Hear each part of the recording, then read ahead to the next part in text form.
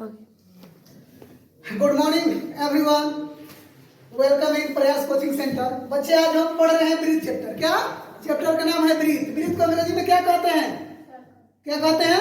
Circle. तो कल हमने बताया था कि ब्रीथ किसे कहते हैं। ब्रीथ किसे कहते हैं? कोई बता सकता है कि केंद्र के चारों ओर खींची गई गोल आकृति को क्या कहते हैं? ब्रीथ कहते हैं। देखो यहाँ पर एक केंद्र है, कहाँ पर? यहाँ पर केंद्र है, और केंद्र से चारों ओर का मतलब क्या हुआ? इस साइड भी, इस साइड भी, इस साइड भी और इस साइड।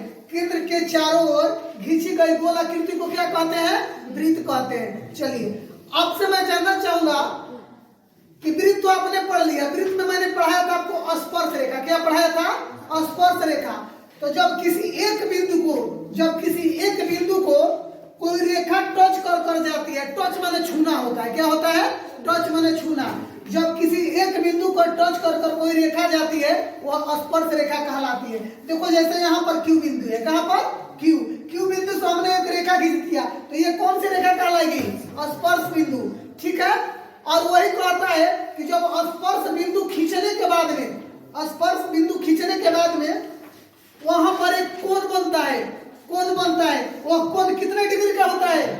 वो कोण हमेशा 90 डिग्री का होता है। ठीक है। आगे हमने पढ़ा था छेदक रेखा। क्या पढ़ा था? छेदक रेखा।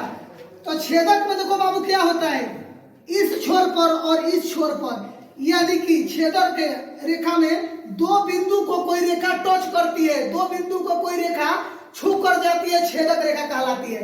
क्या कहलाती है? छेदक रेखा। एक वृत्त में कितनी व्यास खींची जा सकती है? कितनी? एक वृत्त में अनंत व्यास खींची जा सकती है। एक वृत्त में अनंत जीवाएं खींची जा सकती है।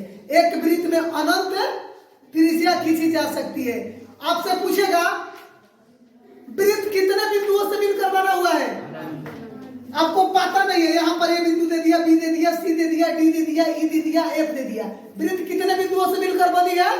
अनंत। तो अनंत उस पर स्पर्श रेखा भी खींची जा सकती है ना जी। वृत्त पर कितनी रेखा खींची जा सकती है? अनंत। देखो पहला प्रश्न है, एक वृत्त से कितनी स्पर्श रेखाएं खींची जा सकती है? तो उत्तर क्या होगा? अनंत। कहता है कि रिक्त स्थानों का पूर्ति करो, खाली स्थानों की पूर्ति करे, खाली स्थानों को भरे। अंग्रेजी में लिखेगा फिल इन द ब्लैंक्स। कहता है किसी वृत्त की स्पर्श रेखा उसे खाली स्थान बिंदु पर प्रतिच्छेद करती है। तो आपको मैंने बताया है कि वृत्त का स्पर्श रेखा एक ही बिंदु पर स्पर्श करती है ना जी। कितने बिंदु पर? एक बिंदु पर। बशर्ते एक वृत्त पर अनंत स्पर्श रेखाएं खींची जा सकती है, लेकिन किसी वृत्त की स्पर्श रेखा उसे एक बिंदु पर प्रतिच्छेद करती है। अगला क्वेश्चन कह रहा है वृत्त के दो बिंदुओं पर प्रतिच्छेद करने वाली रेखा को क्या कहते हैं? छेदक रेखा। आगे एक वृत्त के खाली स्थान समानांतर रेखाएं हो सकती है। समानांतर होने के लिए अर्थात समान दूरी के लिए कम से कम दो होना चाहिए। अगला क्वेश्चन जो चौथा है उसमें हम इसके बारे में बताएंगे। वृत्त तथा उसकी स्पर्श रेखा को उभयनिष्ठ बिंदु को खाली स्थान कहते हैं। क्या कहते हैं बाबू? स्पर्श बिंदु कहते हैं। देखो यहाँ पर ये कहता है कि वृत्त, ये वृत्त हो गया, तथा उसके स्पर्श रेखा, यहाँ पर स्पर्श रेखा हो गया। यहाँ पर जो टच कर रहा है वह बिंदु क्या कहलाएगा? स्पर्श बिंदु। स्पर्श बिंदु पर कितने डिग्री का कोण बनता है? 90 डिग्री। आगे ये देखिए क्वेश्चन कह रहा है कि 5 सेंटीमीटर त्रिज्या वाले एक वृत्त के बिंदु P पर स्पर्श रेखा PQ O से जाने वाली एक रेखा से बिंदु Q पर इस प्रकार मिलती है कि OP बराबर 12 सेंटीमीटर। PQ की लंबाई क्या होगी? ऑप्शन दिया है 12 सेंटीमीटर, 13 सेंटीमीटर, 8.5 सेंटीमीटर और अंडर रूट है 119 सेंटीमीटर। बाबू देखो क्या कहता है, एक हमने वृत्त बना दिया। वृत्त का केंद्र क्या है? O है।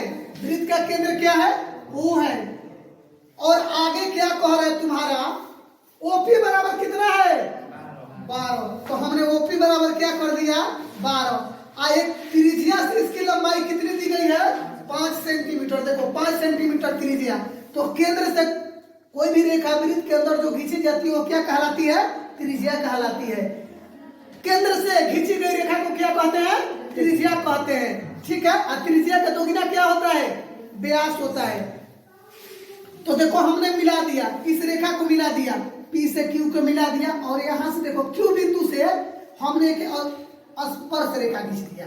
ठीक है, तो देखो क्या हमने किया, देखा ऐसे पलट पर ये समकोण त्रिभुज बन रहा है, जो कि हमने पढ़ा था त्रिकोणमिति में, पढ़ा था ना जी।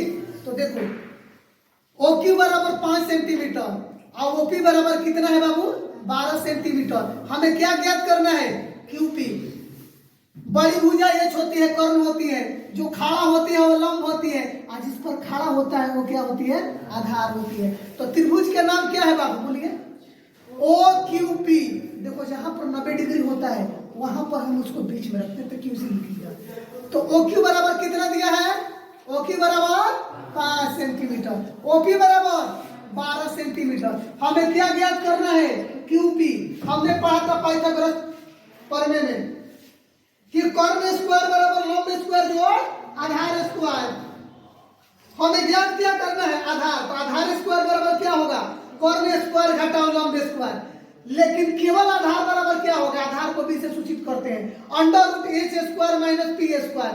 तो 12 का स्क्वायर कर देंगे, अंडर रूट 12 के स्क्वायर माइनस 5 का स्क्वायर, 12 12 144, अब 5 के स्क्वायर करेंगे 144 में से 25 घटाएंगे, कितना बचेगा, 119। यहाँ तक क्लियर है, ठीक है। देखिए लाइक और सब्सक्राइब कीजिए, धन्यवाद।